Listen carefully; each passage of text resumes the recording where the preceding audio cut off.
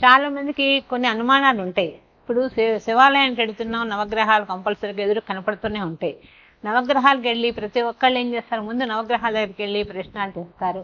చేసొచ్చి కాళ్ళు కడుక్కొని శివాలయంలోకి వెళ్ళాలి అని సత్యంగా అన్నమాట.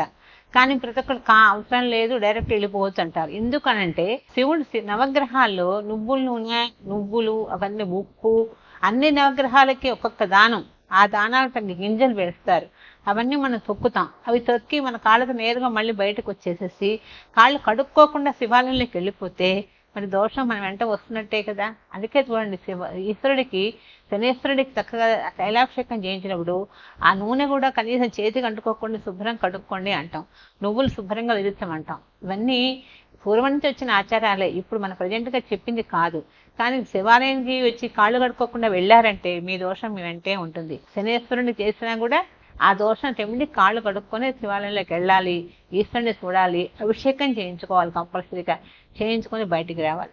కాదులే ఇదే ఉందిలే కాళ్ళు కడుక్కోకపోతే పర్వాలేదు అనుకుంటే ఈ దోషం మీ వెంటే ఉంటుంది, వెంటబడి ఇబ్బంది పెడుతూ ఉంటుంది. అయ్యో మనం శివాలయానికి వెళ్ళాం అని అయినా ఎందుకు ఇలా ఉన్నామని ఫీల్ అవుతారు. కానీ ఫీల్ అవుతారంటే చేసిన పని తప్పు కదా. ఇప్పుడు నవగ్రహాలు తిరిగినప్పుడు మొత్తం 9 గ్రహాలు తిరిగినప్పుడు ఆ గ్రహాలు అన్నింటికి అన్ని దానాలు వాళ్ళు అన్ని రకాలుగా పెడతారు.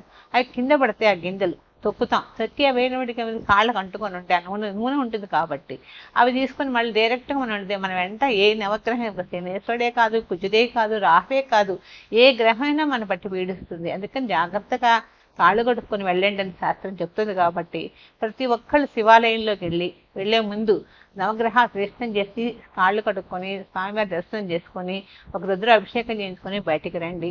అన్ని విధాలా బాగుంటుంది.